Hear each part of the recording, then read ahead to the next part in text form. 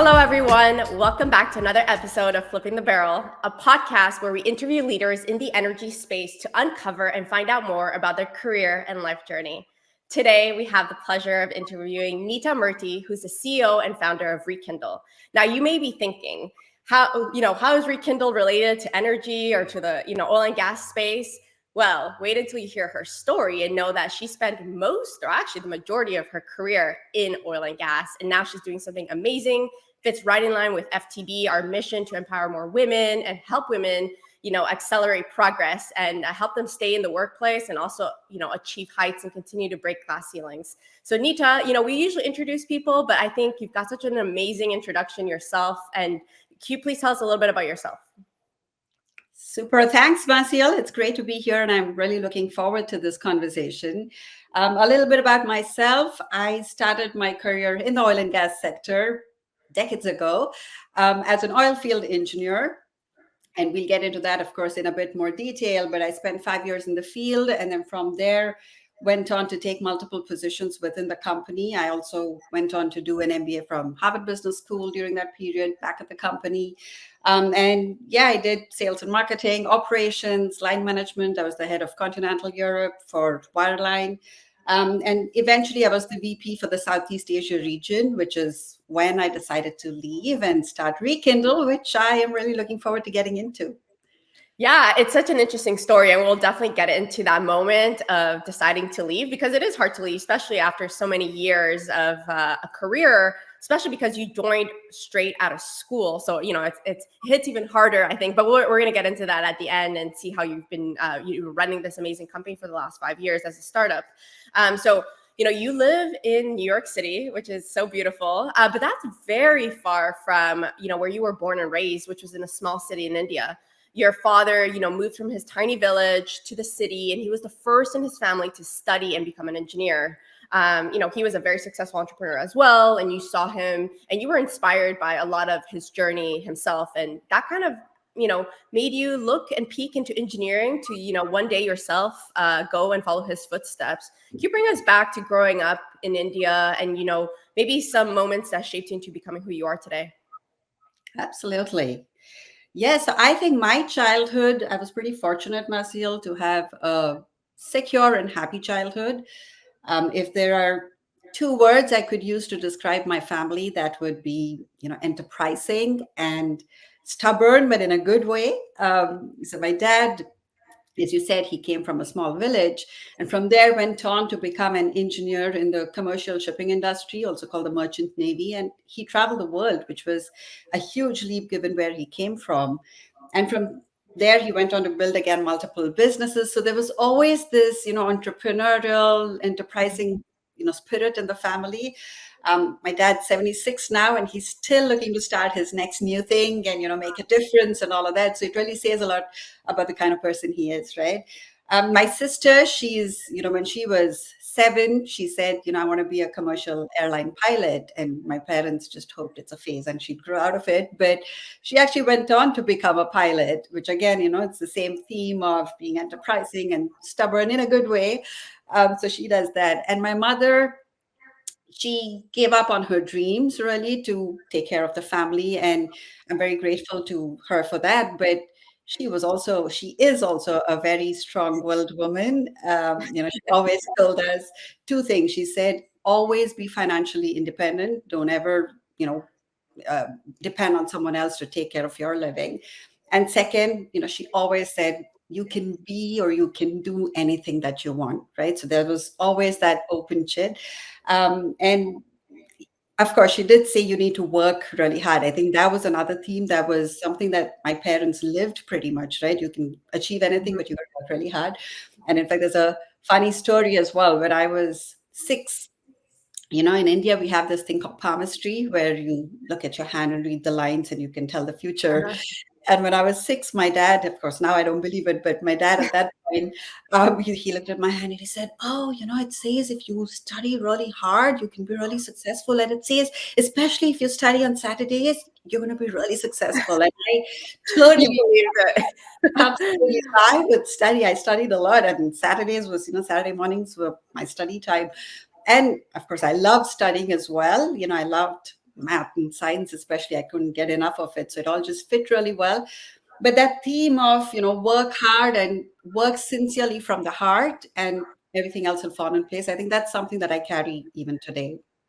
What a beautiful message. And it goes back to what you tell your kids, what you help them believe is so crucial from a young age of you can be whoever you want to be, dream big. And it's another statement to myself to just make sure I'm talking positive to my daughter on really just letting them know that the world is theirs, and they can, by working hard, they can achieve anything. And I think a lot of who you are today, and even learning how to take risks and start your own companies, et cetera. If you actually, piece back a lot of the things from your childhood, I could see it of how they've portrayed today. So thank you Absolutely. for And I think sharing when you're that. a kid, you don't appreciate it. You just think, of course, I can do everything. But Yeah. when you grow up, you realize how that's had an impact on how you think. Because, yeah, when you don't hear that message, it can be daunting, right? Absolutely. Yes. So, as you mentioned, you were a driven young lady, you studied on Saturdays, you were ambitious, and you wanted to get to the top engineering school in India, and you did. And that's hard because there's a lot of other students like yourself that are trying to get into the top schools. And so it just shows that, your discipline and your dedication towards studying got you to where you wanted to get. And, at that time you were graduating, you saw SLB at the career fair and you felt intrigued, by their field engineer offer at that time. Can you tell us a little bit about what drew you into the oil field? Did you know who SLB was? Did you think about being a field engineer while you were studying, or was this just a surprise? So when I joined the college, of course, I hadn't heard of SLB or thought about it, but I had heard of SLB, much before the career fair because of my alums, right? They had the people who had joined the company already. And at that time, that was your network. We didn't have, flipping the barrel or these awesome resources to really know more.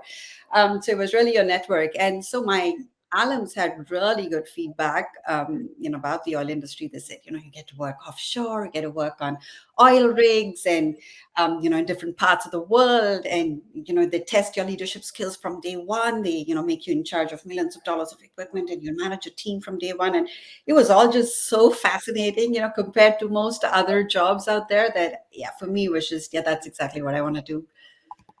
Wow. So, you did get the job. You started working as a wireline field engineer.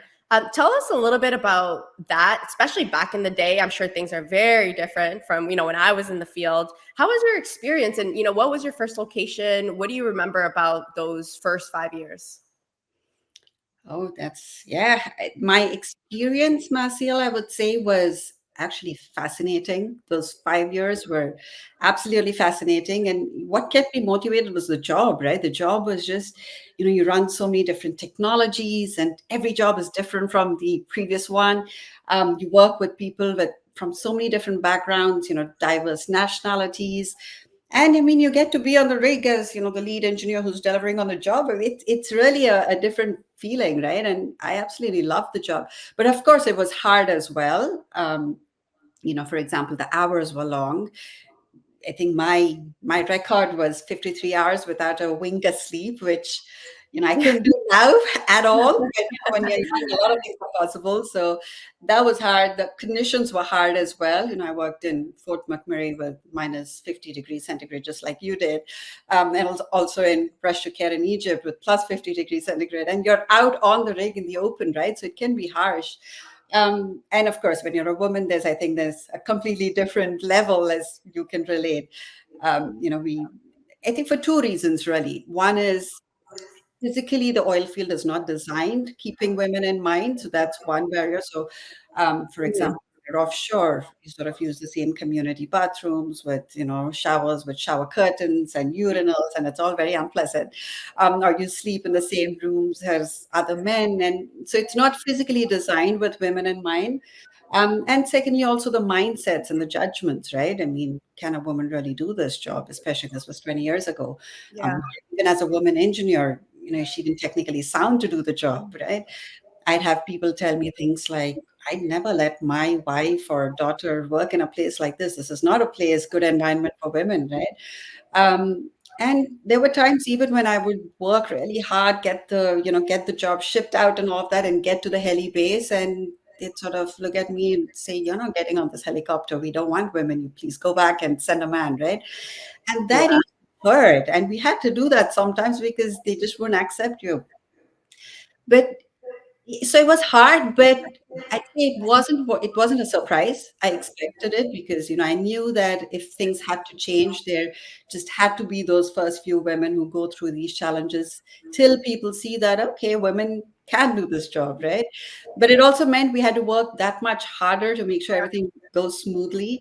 I remember I was obsessed about checking all my equipment, making sure nothing's forgotten, and I would just have these constant reruns of the job beforehand to make sure the planning is good on repeat, right? To make sure everything's good.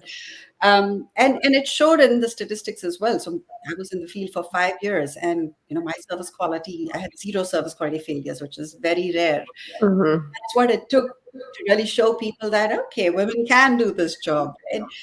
And the hope is, once women go through that and get to positions of power, they can then use that to make things better for the women coming behind them. So Yeah, it just thank you for sharing. It brings me back a lot of memories myself. And I can't imagine, 20 years ago, I always think, hats off to the women like yourself who were one of the first or, the first few batch of women who were breaking the stereotypes. And I can't imagine the stress of when everyone thinks you're not qualified for the job and you shouldn't be here, especially back in those days where it was rare to see a woman, and just the heaviness on your shoulder of being perfect. And to yes. your point, like making sure everything's 100% good, because that one time that you show that you made a mistake, it's 10x what anybody else would have done. So it's really incredible. Just those days must have been so hard.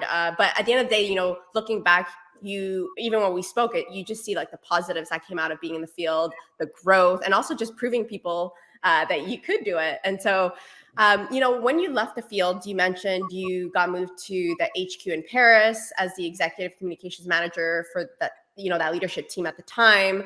And this was a great visibility and leadership exposure for you. What is something that you learned by being surrounded by so many successful individuals, right? Because you go from the field, you're with operators, younger people, people who aren't corporate, people, let's say, because it's field personnel, hands-on, and then you go all of a sudden to HQ. That's like day and night in terms of the people that you're around, how we dress, how you speak. How did you adapt to that change? And also, what did you learn from just being around so many successful, people in power, let's say? Right. Well, I think that's such a good question. And I think there are two parts to it. The first part, how did I adapt? I don't know if I adapted. I was just, trying to cope and like learn and grow. That's pretty much it. In fact, at that point, I actually pushed back on the role because I didn't get it. I said, no, I want to be an FSM. And they in fact said, I'm going to be in, FSM in Algeria. And I was so excited. And then this came up. And so I didn't even know, what that would entail. But once I was there, oh my God, there was so many things that I learned, Massiel. It was really incredible. But if I had to pick one thing, I think what I saw was that successful leaders, they're really open-minded about learning new things, right? They know that good ideas can come from anywhere. They're curious, they ask a lot of questions, and I think that really sets them apart. And I think that's also really important because a lot of times the top leaders, they're sort of not in touch with what's going on the ground, what kind of challenges are employees facing on the ground, or Mhm. at a new process, how is that actually working on the ground? So I think good leaders seek that out, that kind of information, right? They don't look at things as, oh, I don't want to hear about good things because that's a failure. No, they want to hear about it because they look at it as opportunities to improve. So that was very interesting for me. And to give an example, when I was in Paris finally after those 5 years in the field, I did bring up this issue on, the kind of Yeah. challenges that women face at the oil on the rigs.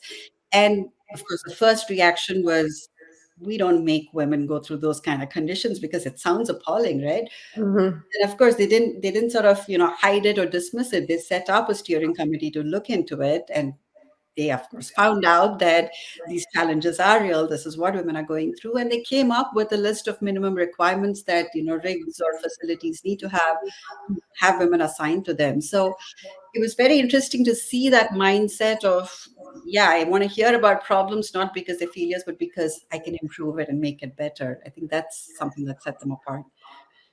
Yeah, I remember when you told me that story, and it's amazing to see that you were able to do that, because I think a lot of people who could be in those roundtables sometimes shy away from speaking up. And so this is a point of sometimes speaking up is important, and you did. And you also mentioned just now, when you get to a leadership position or when you've got more experience under your belt, it's important to talk about those things that maybe you struggled with, that you could have seen be better in your workplace, etc. And so that's exactly what you did, right? When they asked, how's the field for women, and you brought up, that the conditions weren't great. And to your surprise, they didn't know. A lot of times, like they just aren't aware of these things, and it takes people like yourself, to question and kind of try to make the workplace better, even though you're no longer there. Because a lot of people, I feel like, they pass through it and they're like, oh, the other people can deal with it too. Like I did it, then they can do it too. But, I think sometimes on the good leadership qualities is like, how can I make life better for those who are, next, going through this? It's really important because the people who are in that position, I think if they speak up, it looks like, oh, they're complaining. It's really important for the women who come out of there to actually make things better. Fully agree. Agree. So what was interesting when we were hearing your story the first time was that you were doing great in this role. You had already 5 years of field experience. You were doing really well in terms of career progression, but you decided to leave to go do your MBA at Harvard, which was a dream of yours. It was something that you like. There was nothing that was going to stop you from going to Harvard, and I totally can understand that.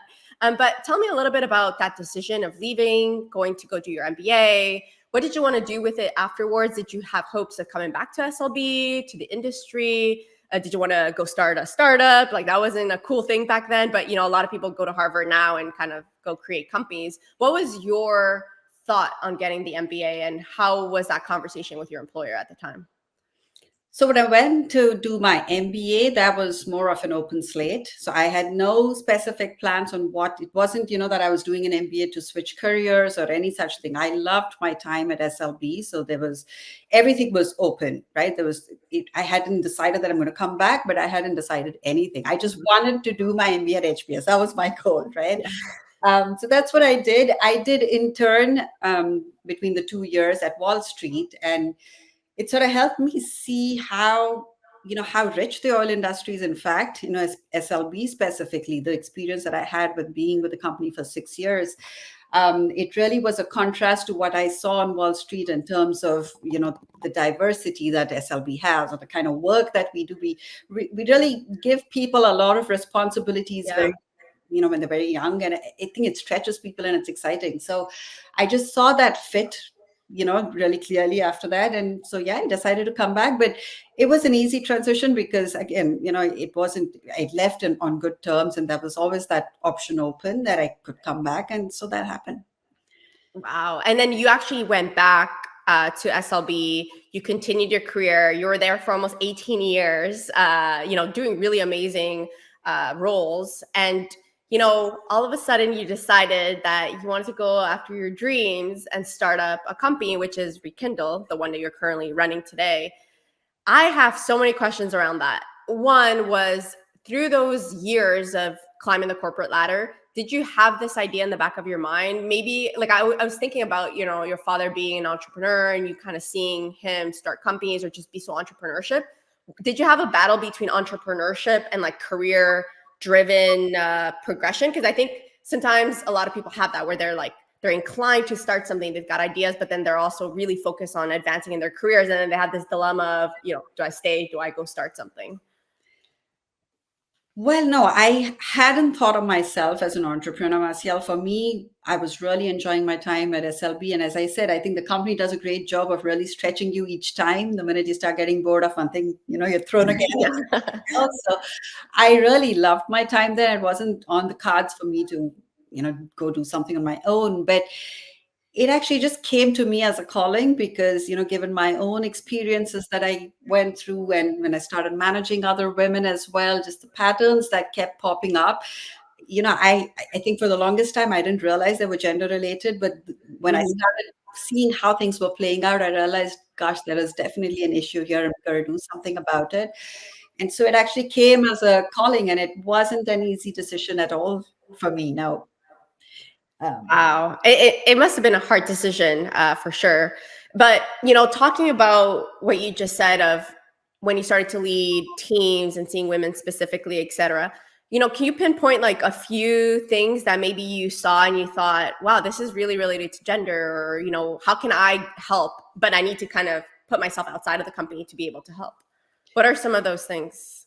Right. So I think there's lots of things that women go through that we don't think are gender related. But especially as I said, I started managing women. I'd have these situations where I'd give an offer letter to a woman and say, do this great job, and there would be pushback saying, "Oh, no, I don't think I'm really bad at sales. I don't want to let you down," which is not something I would ever hear a man say. Mm-hmm. Times, when you see succession plans and things like that, there'd be men who are putting themselves forward for roles that are, I thought, a complete stretch for them, and women who were really qualified who weren't even, thinking about it, right? So that, and in meetings, I would see really brilliant women struggle to speak up, right? And if I talk to them later, they'd have great things to say, but then why did you not say it there? So they were just these things that kept coming up. Also with the men I managed, right? I would get feedback on the women they're managing. Oh, she's not doing well.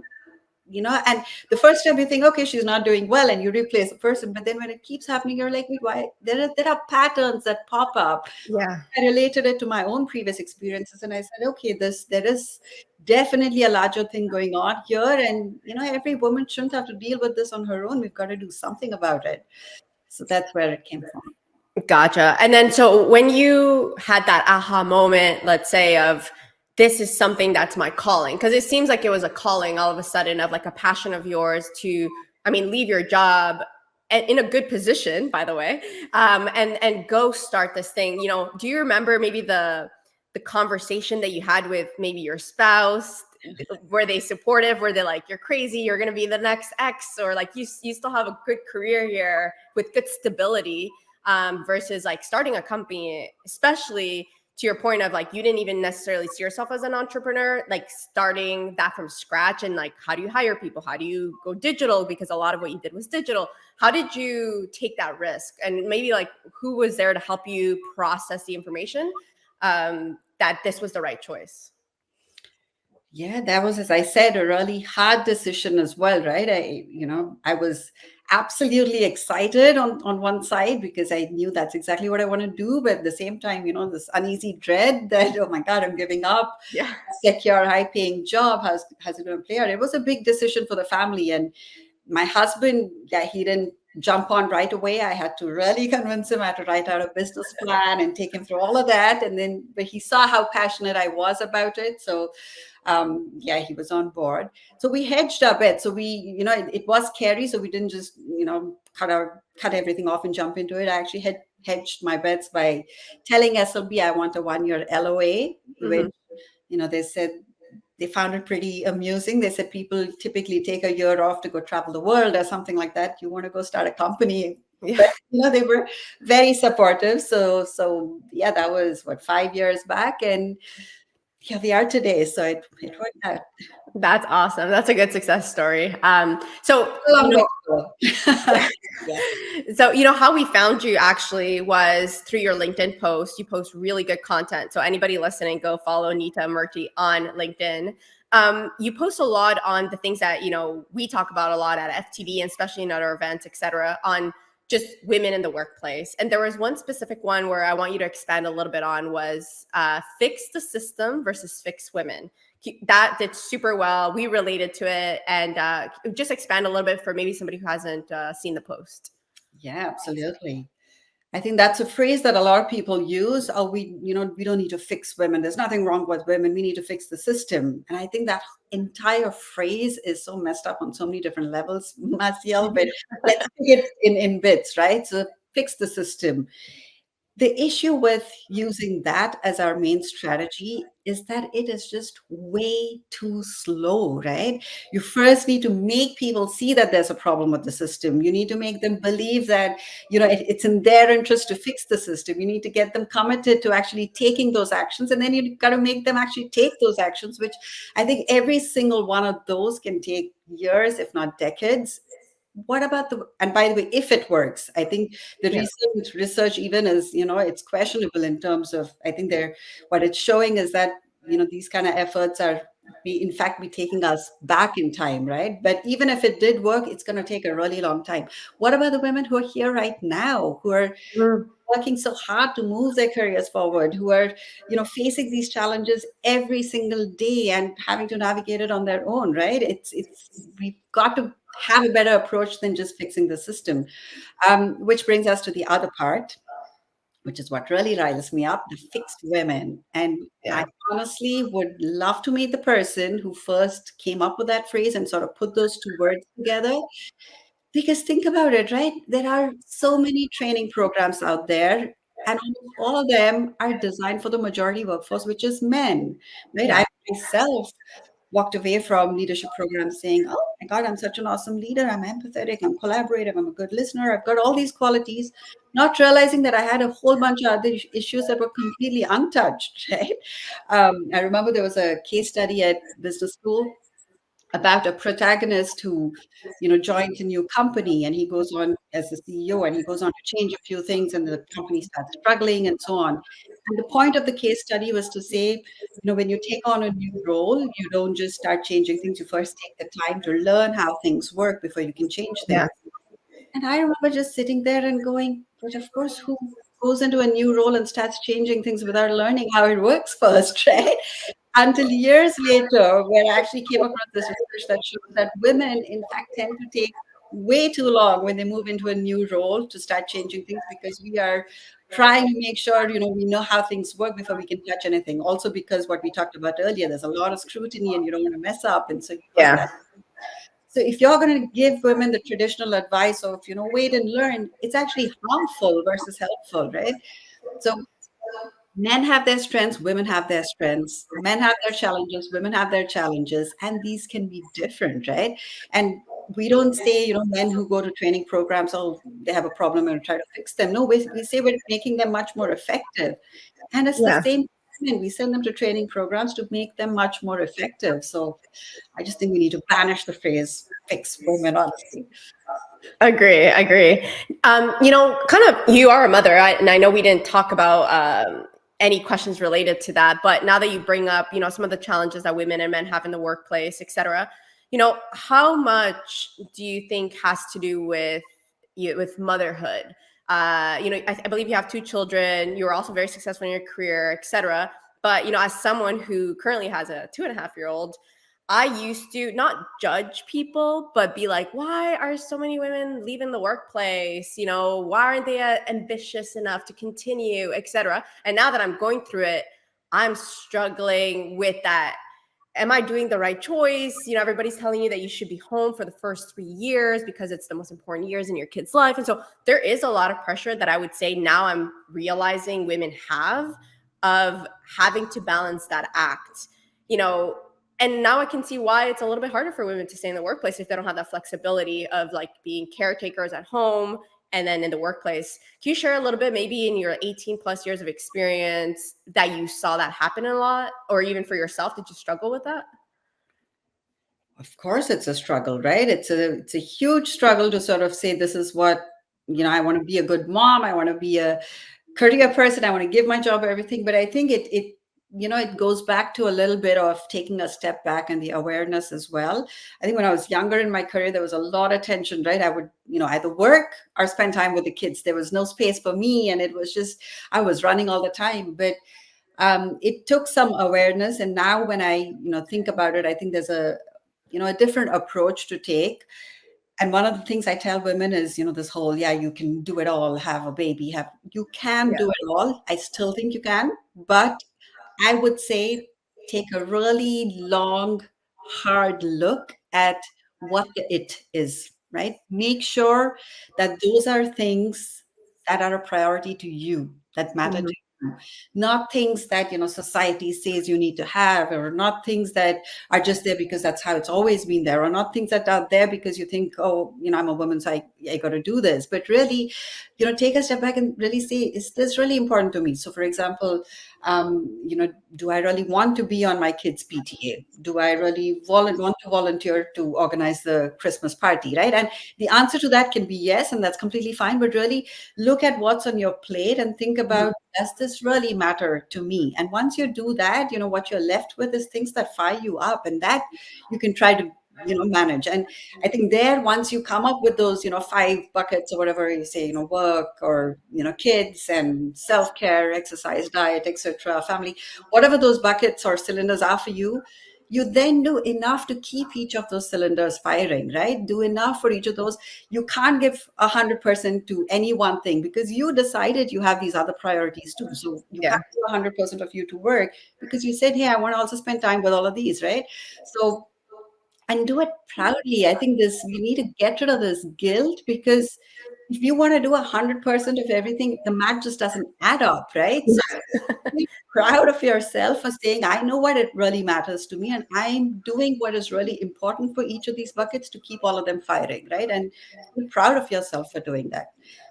Yeah, no, I like that you mentioned of just removing those labels that sometimes are put on by society, other people judging on how you're prioritizing, different things in your life. I also think they're all seasons. There's a few years where maybe your kids are really young and you're like, I'm okay with this kind of role, and then now they're a little bit older and you go after the bigger roles, or whatever that looks like. I think it's just a season, and you're just gonna have different priorities as you get older, or as you continue to evolve in your career. So Yeah, I love that you shared all that's of that. true. But I think one thing to watch out there, Marcial, for the people who are listening, especially, is, when you do that step back when your kids are little, it has an implication for your career, right? Because a lot of times, from a company's point of view, when you take one or two side steps, you're sort of Yeah. bumped off, right? So it's really important for you to think about the implications of that as well. But again, I would say, even if you take on an important role, really, maybe there's something else you need to cut out, right? Maybe it's just literally your work and your kid and your self-care. That's pretty much all you're going to do. And maybe you don't socialize as much. It's something for you to think about based on your values, but know that there could be other implications as well. I love that you mentioned that. Definitely. And I think that all goes back to when you're kind of listing your priorities into those buckets, you got to look at the long-term plan, right? Because these are all short-term kind of things you're going to be focusing on. But to your point, you got to look into, if you're saying no to this one big job because you want to focus on your kids, like, you need to know that maybe that job's not going to come back, or that those opportunities aren't going to pass. So it's a struggle. It's like everyone's trying to balance, like, what that looks like for you. So Yeah, and I think what's also important there is your spouse or your mhm. partner, because unless you have that discussion on how you're going to manage it, I think the traditional society, structure of a woman doing a job and then managing most of the chores, which even today the numbers show that's how it works, Yeah.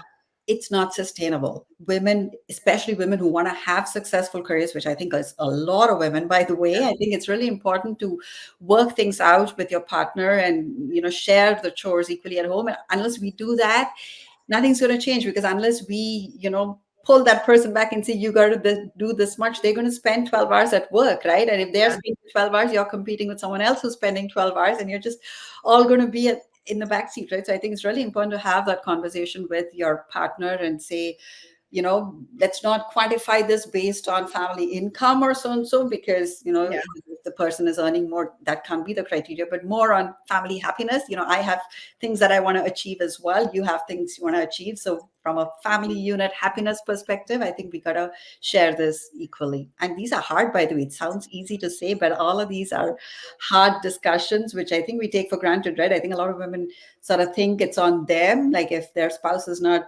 doing it, it's, there's something wrong with them. Like, they're not able to make their spouse do it. But I really think, gosh, our society is so ingrained with these things that it takes a lot of effort to come out of it.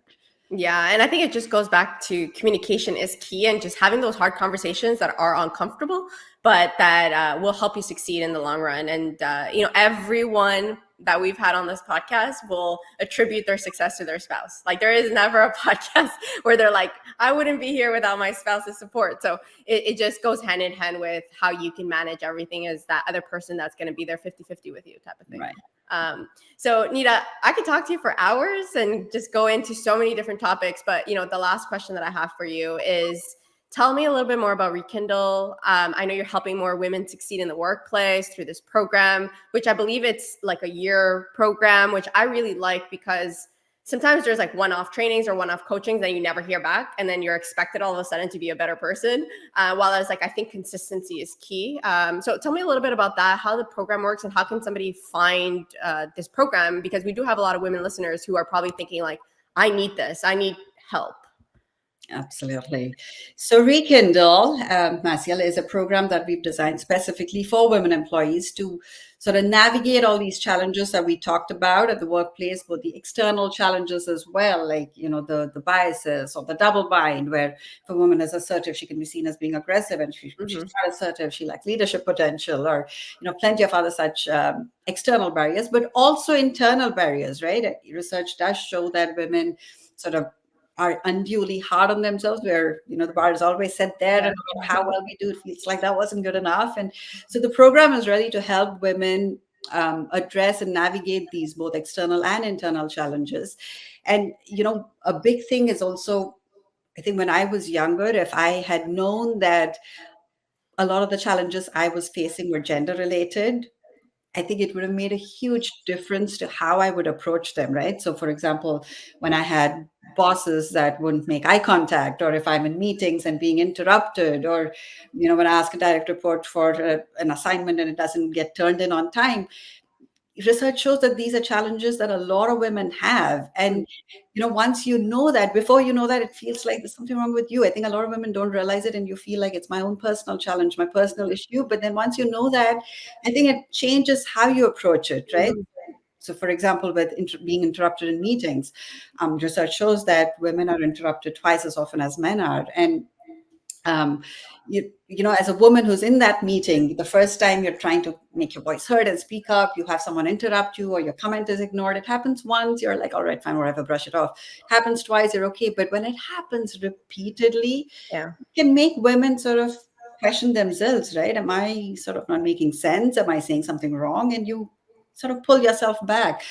But if at that point they know that that's not the case, this is just how it works, a lot of women go through it, it can give them a different kind of power, right? Where they say, no, I'm going to persist. I deserve to have my opinion heard. I know I'm not saying anything wrong, and it gives them a different approach. So I think it gives them a lot more agency, and that's what also the program is trying to achieve.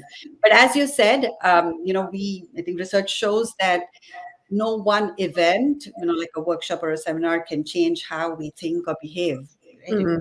From decades of social conditioning and how we tell girls, you know, go and explore and be adventurous and take risks. And we tell girls, you know, be careful, be polite, you know, be proper, be perfect.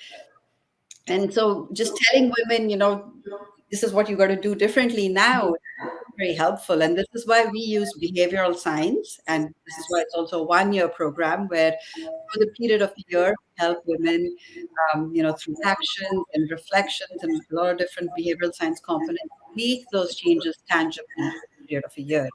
And finally, it's completely online. So women go through this personalized journey with their own personal platform, and also, of course, bring them together though every few weeks to share their learnings and build relationships with other women as well. Well, what a fantastic program. I'm so glad that you went after your dream. And so you did a little bit of both. You had an amazing career, and then you're also now a very successful entrepreneur doing something good and like giving back. And I feel like that probably fills your cup of like knowing that what you are doing today is impacting people. And I think a lot of people go back to, I want to be impactful. I want a job where I can see a change, etc. And so, you know, kudos to you. For anybody who wants to find it, is it just www.rekindle.com? Rekindleglobal.com. Rekindleglobal.com. Awesome. Well, thank you so much, Neeta. It was a pleasure speaking with you today.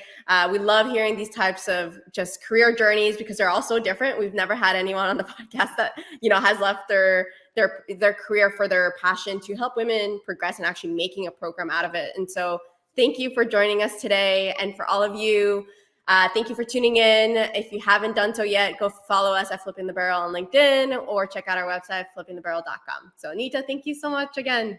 Thanks so much, Massiel. I just want to say one last thing, because I love what you and Jamie are doing with Flipping the Barrel, because, you know, I think raising the awareness and getting the voices out there is really the first step to making that change. And, you know, you guys celebrate the good things, but also talk about the issues. And so I really love that. Thank you for doing what you're doing, and keep going. Thank you so much, Neeta. Have a good one. You too. Bye, everybody.